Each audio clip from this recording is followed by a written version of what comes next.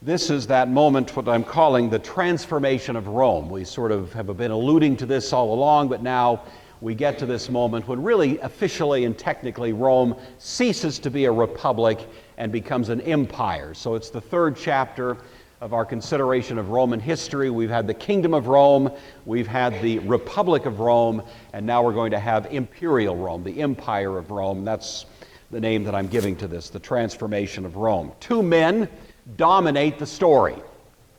One is Gnaeus Pompey, and the other is Julius Caesar. We alluded last week to Pompey. I want to give you a little bit more on him and a little bit of detail on Julius Caesar, but our real focus, as I say, is hopefully going to be to get to Augustus. Although there's so much interesting history here, I'm going to have to discipline myself to keep moving. So just, keep a big hook in back that threatens to yank me off the stage if I don't keep going. Here's the two guys, both of them pretty good looking. Well, Pompey returned from the east in 62. Now, if you're keeping track of the chronology, it was 63 that he arrived at Jerusalem. And in 63, Rome officially occupied Jerusalem. Pompey visited the temple. All of that we covered last week. He completed what was called the Eastern Settlement. The East had more or less been up for grabs for some time, ever since the Hellenistic powers had been vying for various pieces of real estate and so on. Pompey comes through and rewrites the map of the East, including the map of Israel and the surrounding countries, Syria, Egypt, and so on. And that came to be called Pompey's Eastern Settlement. So hang on to that term. He goes back to Rome in 62 and celebrates a great triumph. As you know, the word triumph is used to describe a party, really, in which a conquering hero returns to his hometown. All the people come out and give him a big hullabaloo, a big recognition. He delivers gifts to people and so on. It's quite the event.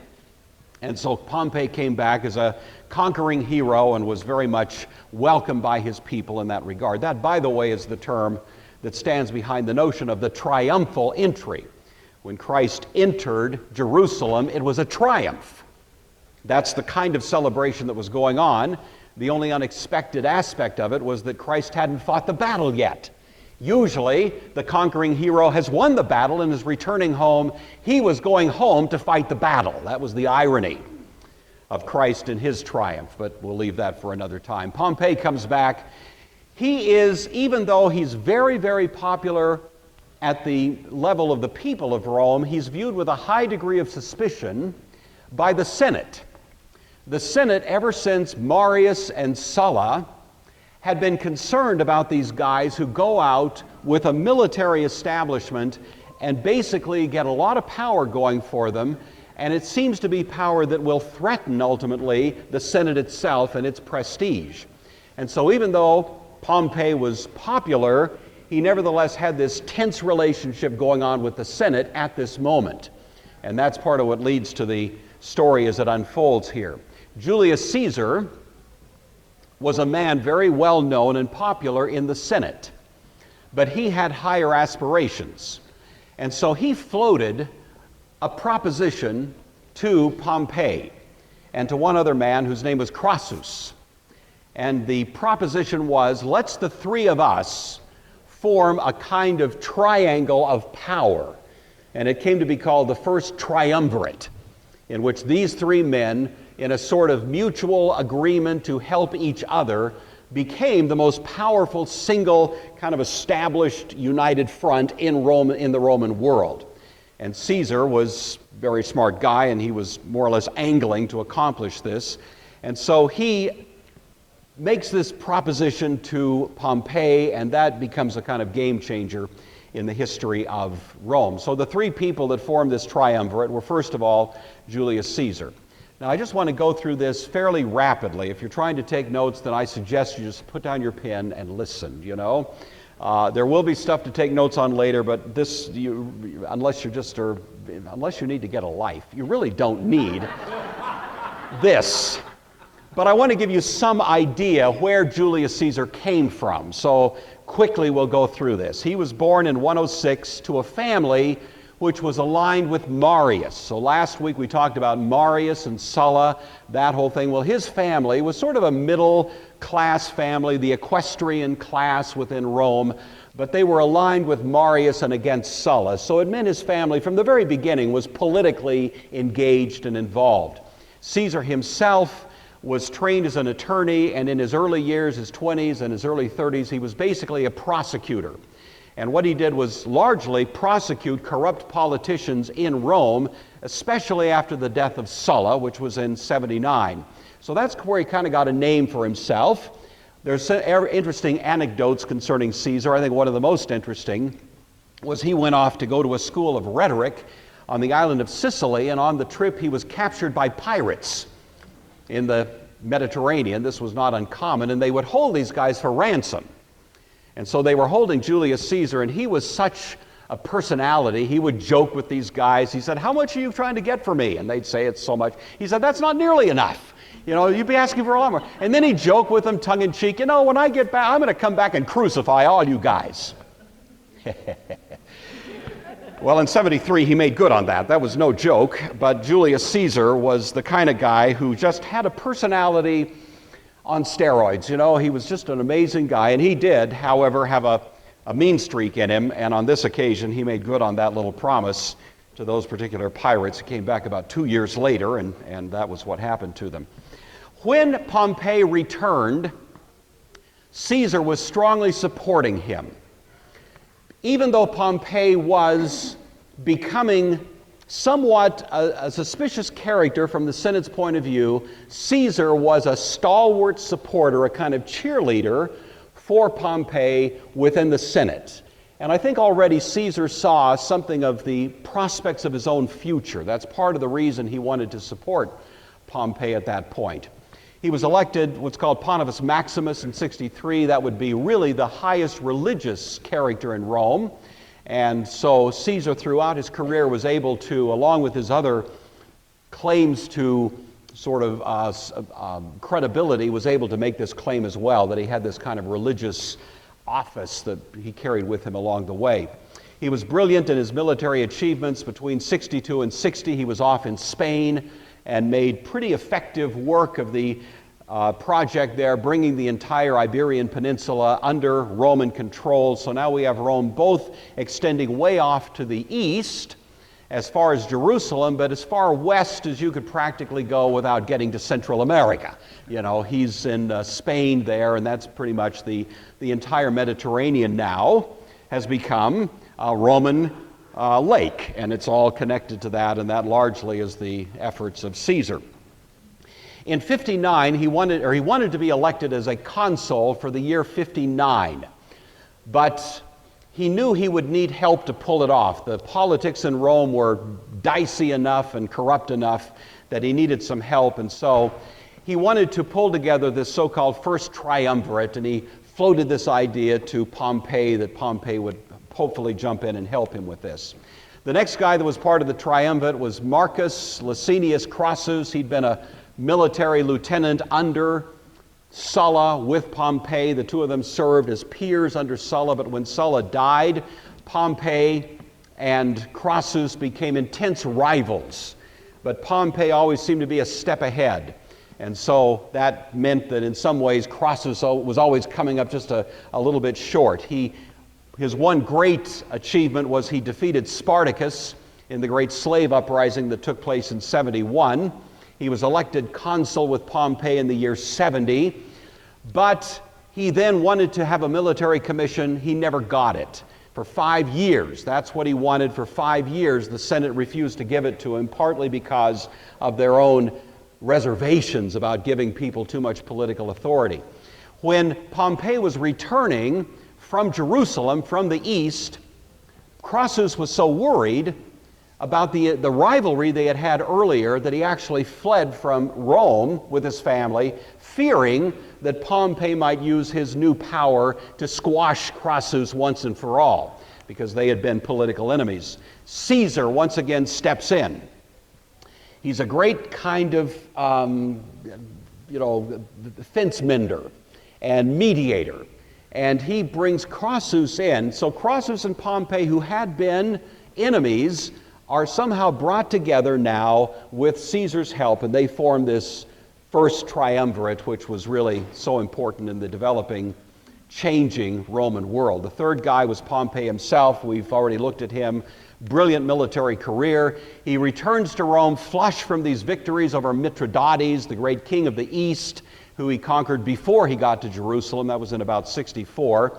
He came back, he had this great celebration. He wanted to run for consul, but a technical point in Roman law prevented him from doing so, and the Senate was firm and entrenched. He was not going to run for consul, given that he already had this great military achievement in his back pocket. So the Senate was resisting him, and that was part of the awkward moment that was created now at this time. The senators basically resisted the Eastern settlement, resisted Pompey, gave him some grief, and so he agrees to this first triumvirate.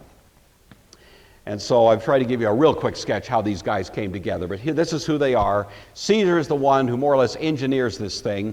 The terms of the first triumvirate were, first of all, that Crassus and Pompey would support Caesar to be a consul for the year 59. And so they did that. Caesar would assure Pompey's eastern settlement, which would be a huge and important prestige factor for Pompey. If he had done all that work in the east and not gotten his settlement of the east to be accepted, that would have been a huge embarrassment to him and a loss of face. And so Caesar promised that as consul, he would make sure that Pompey's eastern settlement was approved and that everything necessary would be achieved that way. Caesar sweetened the pot slightly by offering his young and beautiful daughter, Julia, who was about 19 years old, to be Pompey's wife. He was about 40 years older than she was. You might think she wouldn't be really up for this deal, you know, but she was. And as near as we can tell from all sources that seem to be reliable, the two of them were very, very much in love for their fairly short-lived marriage. But it was at least for a few years, just a wonderful source of joy for Pompey and apparently for Julia as well. And it did cement the relationship between Pompey and Julius Caesar, at least for a while, because they could have had some competing interests themselves, but that did seem to overcome any problems along those lines. Crassus would be provided with a military commission, something he'd wanted all these years, and he was going to go out into the east and sort of continue what Pompey had begun. So that's the deal. There's the first triumvirate. That all goes into effect in about the year 160. All right. Julius Caesar now, having served 1 year as consul, goes and fights the Gallic Wars. You know that Gaul is the ancient name for France. France got its name from the Frankish tribes that came down under Clovis many centuries later. But before then it was called Gaul. So Paul's letter to the Galatians was a letter to people who were living in some sense in connection with Gaul. Not really the land of Gaul, but a Roman province that went by that name. So the Roman world has expanded to the east and to the west. The one part of the world that hasn't been yet invaded by Rome is the north. And Gaul was due north of Italy. Now, the only part of Gaul that was controlled by Rome was called the Transalpine. And if you can read that map, I don't know how, yeah, you can see it right there. The Transalpine Gaul right here at the bottom is the only part. It was the Alps. And so Caesar was given a military commission, or a governorship really, of Gaul, but it was just that little strip. But of course his plan was to take all of Gaul and bring it within the Roman fold. And so this gave rise to what are called the Gallic Wars. And the Gallic Wars lasted for about 10 years, and Caesar was the brilliant military tactician and engineer who was able over about a 10-year period to essentially extend Roman control into that region. At one point he actually made a little incursion across the English Channel into Britain. He saw all these people with painted faces, looking kind of like, who's the actor? William Wallace. Mel Gibson in that movie, remember that? And he looked at them and he applied to them the Latin word for painted, Brit, and thus Britain came to be the term that was applied to that particular part of the world. And so, but Caesar didn't stay. He thought, this place is too scary, you know. So he went home, and he went back and basically completed his labors there in the Gallic conflict. All those arrows are just talking about major battles he fought. I won't go through all of those details, but there it is. Caesar was not only a bright military guy and engineer, but he was a very good PR man. And so as he was engaged in these adventures, defeating various chieftains, most notable of which was Vercingetorix, who sort of drew together all of these Gallic tribes, he wrote little sort of short stories describing some of these exploits, and he sent them back to Rome where they were published. And so it was like a little journal that would come out about every other month or so describing Caesar's latest victories. That was later compiled and came to be called a book by the title, The Gallic Wars. And you can go down today to Barnes & Noble and buy your very own copy. And it is wonderful reading, and you really begin to realize what a master storyteller and personal promoter Caesar was. He knew how to do it all, and he was very good at it. All right, so what happens? Well, he greatly expands Roman holdings during these years into Europe, into this region that we would call France. The first triumvirate itself remained intact, in good shape for that first 5 years. They re-upped in 54 for another 5-year extension of the terms of the first triumvirate. It included the election of Pompey as a consul once again, and it included Crassus being further involved in his military achievements, but it all kind of came crashing down in 53. In 53, Julia died. This beautiful daughter of Julius Caesar died in childbirth, and it broke the heart and almost the mind of Pompey. He was, by every account, very much in love with his wife, and she with him, and the loss was devastating to him, not to mention to Julius Caesar himself. And even though they shared that common denominator between them of Julia, her absence immediately began to introduce a fault line between the two of them that would ultimately consummate in the civil war in Rome. The other thing that happened in 53 was Crassus, who was out fighting his wars in Parthia, which is east of Jerusalem, you know, more in Mesopotamia, beyond Mesopotamia, really. He died. And so the first triumvirate in 53 is fini. And that does change things considerably. Pompey drifted steadily toward the Senate. The Senate was now worried more about Caesar than it had ever been worried about Pompey, you see. Because now Caesar was becoming more popular than any military character in Roman history. And the Senate saw the handwriting on the wall. They saw that this guy was getting enough independent power that it could very well challenge senatorial authority right at its heart. And they needed a champion. And the most available champion they could think of was Pompey, the very guy they used to worry about, you know. But now he is drifting away from Caesar and drifting toward the Senate, and this is beginning to set up what will eventually become the Civil War. The Senate and Pompey viewed Caesar with increasing alarm, and so they laid out, and Pompey himself issued this to Caesar, that he was required to come to Rome, and he had to do two things. He had to come without his military, and he had to relinquish his commission as governor of the Transalpine and all of Gaul before he came. Caesar knew that that would be political suicide.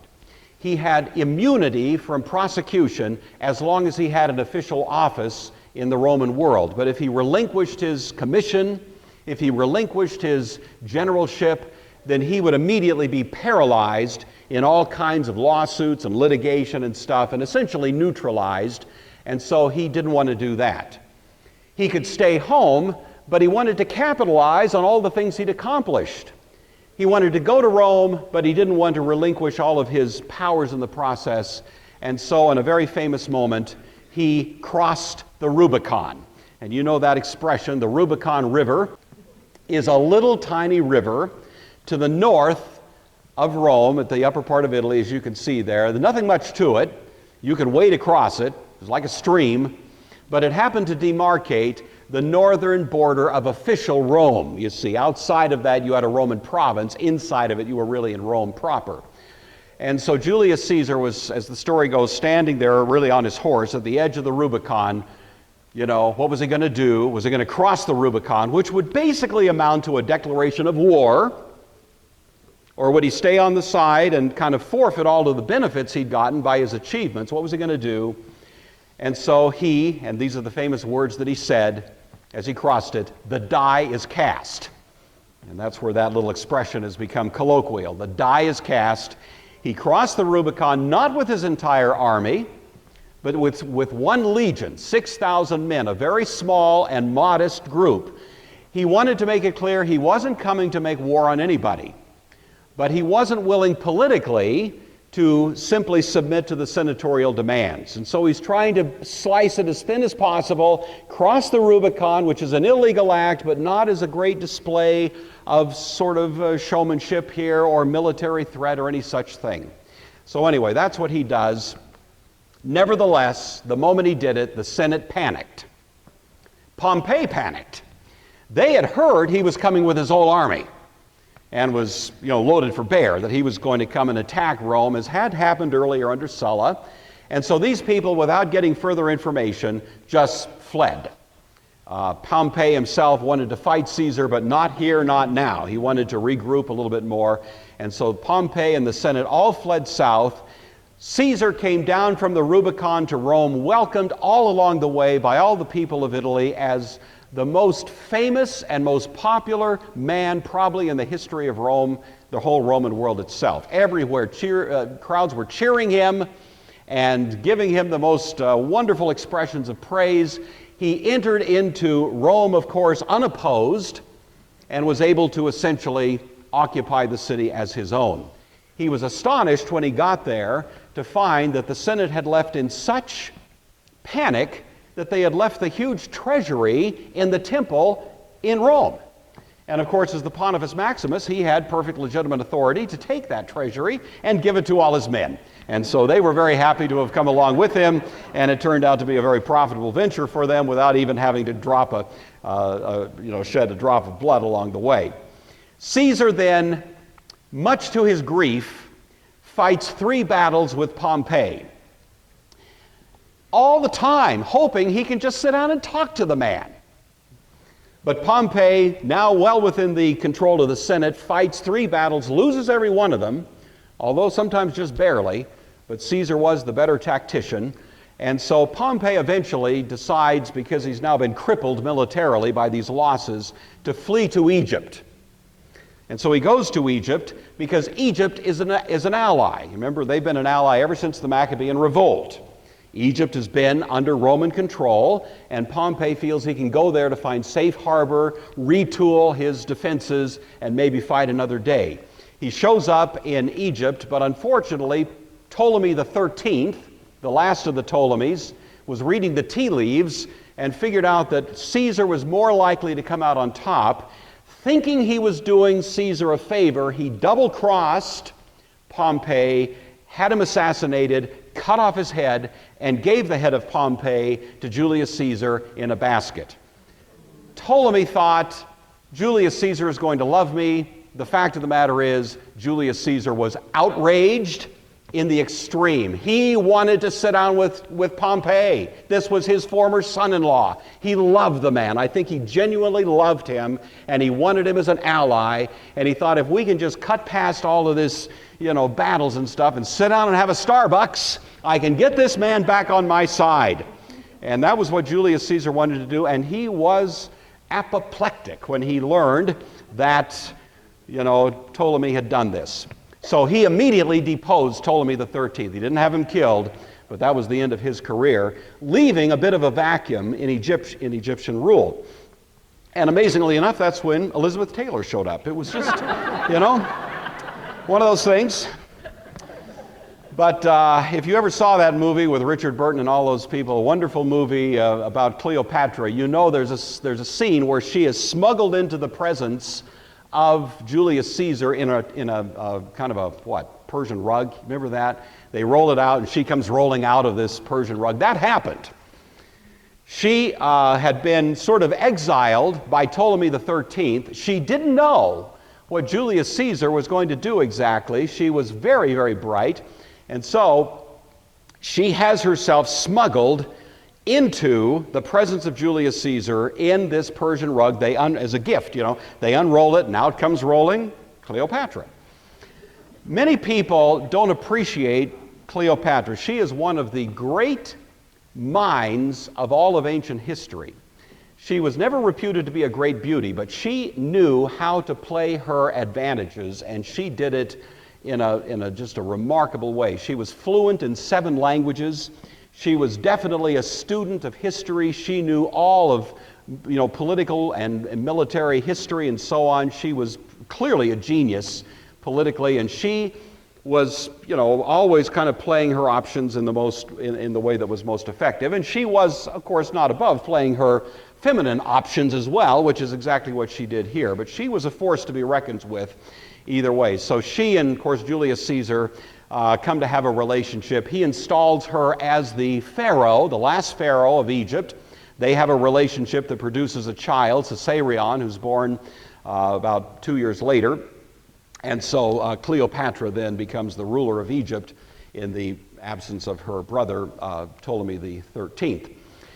Caesar continued his campaigns for another couple of years, defeating the last pockets of senatorial resistance to his rule.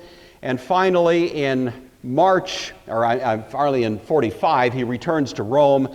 A last little conspiracy among the senators, hoping to reinstate the Republic, wants to eliminate Caesar, and as you know, on the Ides of March in 44 BC, Julius Caesar is assassinated out in the Roman Forum there, and so that's the end of the career of Julius Caesar. But everything had changed.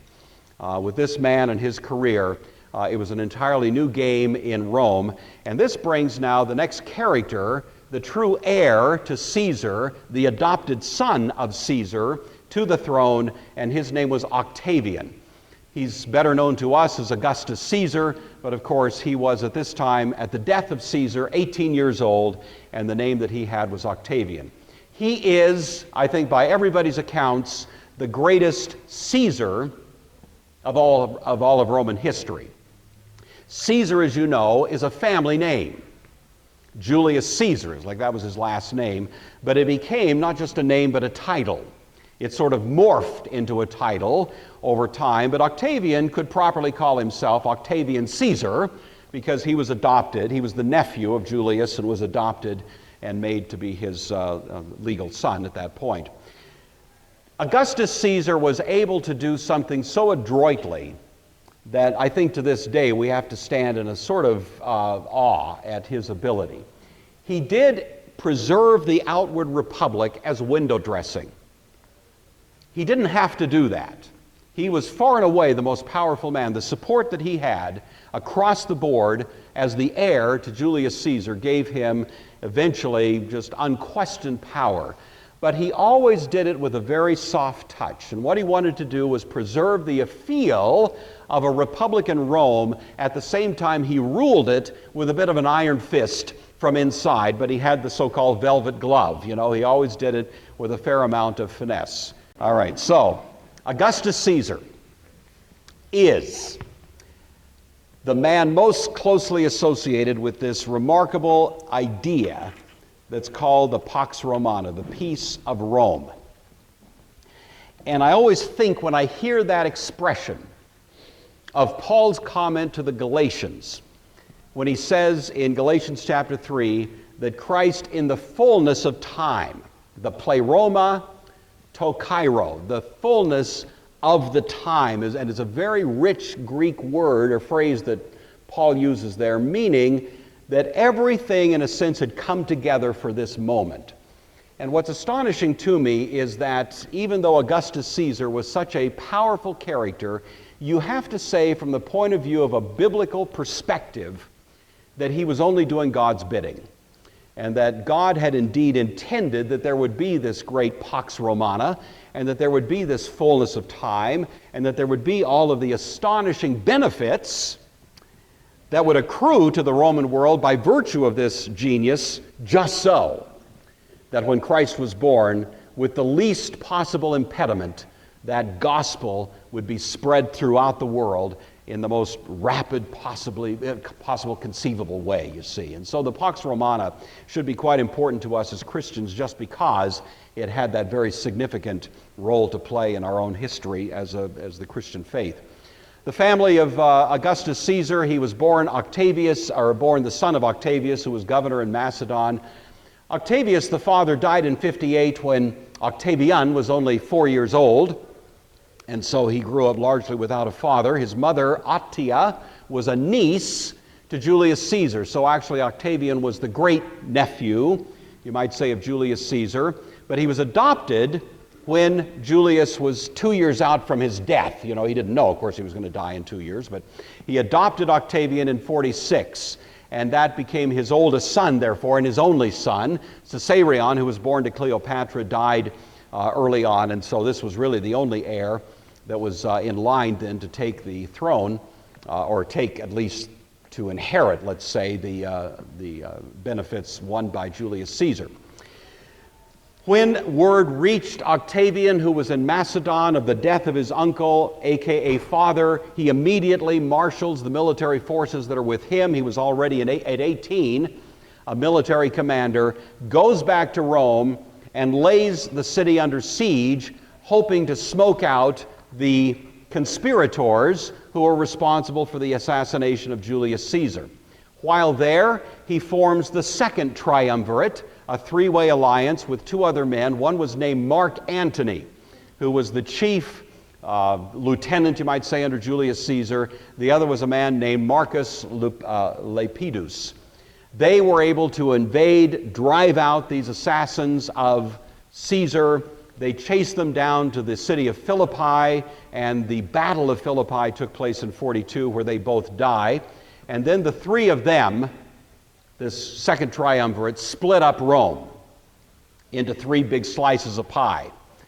Octavian rules in the middle, the Italian peninsula. Lepidus rules in northern Africa. And Mark Antony rules in the east, including Egypt, where, of course, Cleopatra is presently occupying the throne.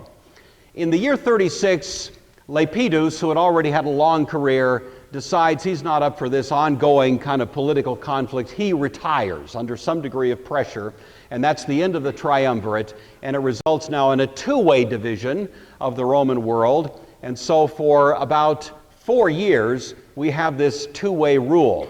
But again, there's, two kings doesn't make a lot of sense. And it seems that Mark Antony is increasingly being taken under the spell, if you will, of Cleopatra. At least that's the way it looks from the Roman point of view, which finally seems to legitimize a declaration of war, so that in 32 you have this second civil war that takes place, in which Octavian launches a battle on Mark Antony. The most famous conflict that took place was the Battle of Actium. That was in 31. As a result of that, Octavian won, and Cleopatra and her lover, Mark Antony, commit suicide and die, and that whole story that you remember from the movies. And that's the end then of this divided empire, and it puts Octavian in the role of the ruler of Rome. Octavian has a wonderful dance that he performs with the Senate. He wants to give them as much prestige, as much recognition, as much respect as he can, while at the same time not giving them any authority that would actually undermine his own position. But he does several things that are pure genius. He disbands the armies, his own position as a military commander. He disbands his army, I should say. He lets himself be elected consul, which would be a legitimate political office to hold at that point. He returns power, at least ostensibly, to the Senate. He reinstates them as the great august body of the Roman Republic. He wants to do everything he can to create a facade of Republican Rome, while at the same time he is the true powerhouse in the middle. The Senate had been so embattled for so long, they were overwhelmed with gratefulness. Augustus knew they would be. And they confer on him all kinds of additional powers. They make him more powerful than he'd been in the first place, you see. And they confer on him all kinds of great prestige, including the title Augustus, which means August one worthy of being worshipped. And so the Senate actually gives back to Augustus Caesar now more than he had put at risk when he was kind of making these moves. So it was quite a remarkable turn of events. And so the term Augustus is what we know him by, Augustus Caesar. This is Octavian. What did he do? He reformed Rome's finances, its tax system. He made it much more equitable. He created a permanent army to secure the borders. There were no wars, virtually no military conflict during his rule. He was so astute in really securing Rome, even though it had vast holdings. He brought stability, predictability, and equity to the Roman world. He did all of these things really at a time that had been highly tumultuous. He sort of restores a sense of steady currency and of a predictable kind of political process. He famously said, "I found Rome brick, I left it marble." That's not just poetry. He really did something along those lines. He transformed the roads, the trade, the mail, the transport, all of which had a huge positive effect for the Christian message when the Christian message started hitting the street just shortly after his reign was over. He created Rome's first police force, Rome's first fire departments. The one thing he failed at, he tried his best to elevate the moral character of the Roman people. Even by the time of Augustus, the sexual license that was already spreading freely through the society alarmed him. He was a man of marital faithfulness himself, and he tried to both model and as much as possible advocate for a high moral standard, for marital fidelity. It's astonishing to see how hard he worked. He failed at it. It's a great tribute to total depravity. You just can't, legislate people into morality. And so that was the one point where he was himself quite disappointed, but nevertheless, he did give it a good try. Where I'm going to leave our discussion is Augustus and Herod. So next 2 weeks out, we will return and pick up the story of Augustus, especially considering Herod. You know that Herod the Great and his 6 successors, who become the Herods that you run into in the New Testament, can be a little bit confusing. Who are these guys? What's their connection to that family? And so next time I'd like to really deal with the Herods separately, and that'll at least start in connection with Augustus. Okay, let's come back to this text in Luke in the 30 seconds I have left here. My Sunday school lesson for you this morning. 3 points from this text that we read. This, if you got here a little late, it was in Luke chapter 2. 3 little points to note. Number 1, in those days a decree went out from Caesar Augustus, that all the world should be registered. Whatever else you get out of our lesson this morning, let's at least be clear about this. Augustus Caesar is not someone on the order of Uncle Remus, or Brer Rabbit. He is a real historical character, and the entire flavor of the New Testament is to say to us that God works in history. Now, I know that with you, I probably don't have to beat this drum too loud or too long, but there are, as you know, plenty of Christian people out there who bifurcate faith from life. They have a kind of mystical approach to the Christian faith that is lovely in a sort of strange place, but then there's life on the street. Business is business. You got to get along. You got to do what you got to do. And somehow there's a wall that separates faith from life, faith from history. As Christian people, that's not the way we see it. We believe God is working in history, and that the very details of history, including a character like Augustus Caesar, is actually doing God's bidding. And if that's true in the 1st century, it's true in the 21st century. And so God is still very much running this universe. Christ is still on his throne, and the things that are happening in life, whoever's elected president, whatever may take place, you see, in the immediate circumstances of our lives, are still under the supervision and authority of the one who said, "All authority is given unto me in heaven and on earth." That's point 1. Point 2, notice this little remark. Augustus Caesar said, he issued a decree that all the world should be registered. That was a Roman census. The census started way back with that king. Remember that guy, Tullius Hostilius? He was the first one to put in place a census. And it became one of the central features of Roman life that they would have a census ever so often. And by that means, there were privileges that were doled out and responsibilities that were imposed. It was one of the most important central ordering features of Roman life. But I'll tell you, for a lot of people, it was a plain nuisance. Couple that come to mind, Joseph and Mary.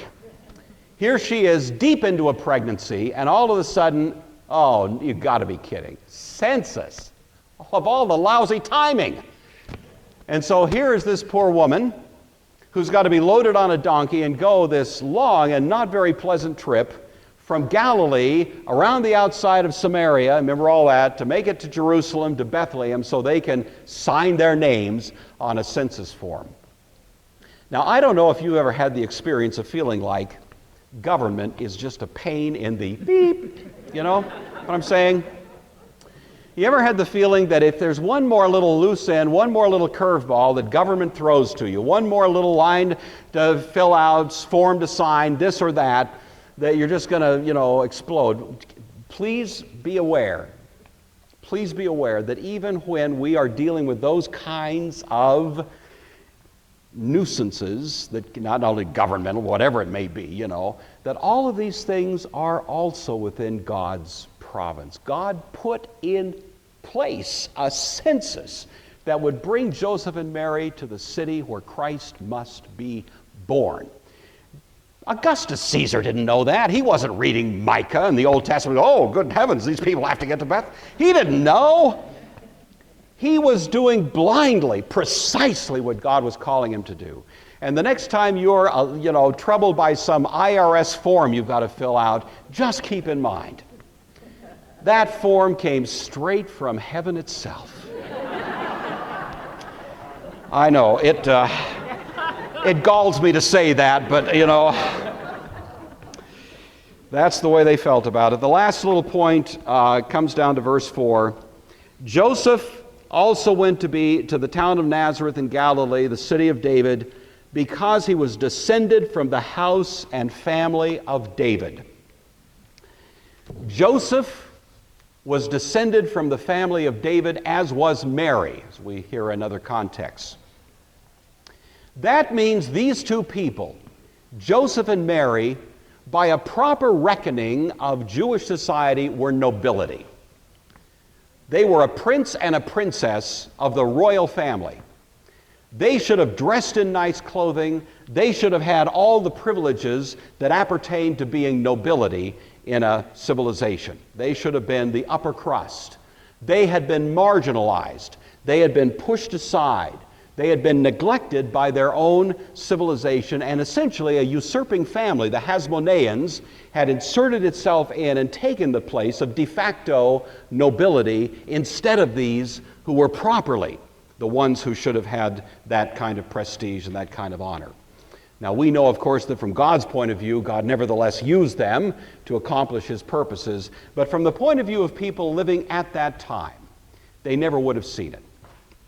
So my third point is to say to you that you are, by faith in Christ, seed of Abraham, that you are, by faith in Christ, part of that same nobility. You have been grafted in. You are princes and princesses. You have that privilege, and it isn't necessarily apparent right at the moment. The New Testament teaches that we are sort of nobility incognito. Our life is hid with Christ in God. But when Christ, who is our life, will appear, we will be revealed. We will be like him. John says, look at the love that God has conferred on us, that we should be called children of God. It does not yet appear what we shall be, but when he appears, we shall be like him, for we shall see him as he is. You are already nobility. It's just hidden at the moment. But sort of like the king who goes down, dresses up like a pauper, like a beggar, and mingles among the common folk, unrecognized, still has a certain bearing. You could almost figure it out looking at that guy, that he's not quite like normal beggars. He's not groveling over the next, piece of bread.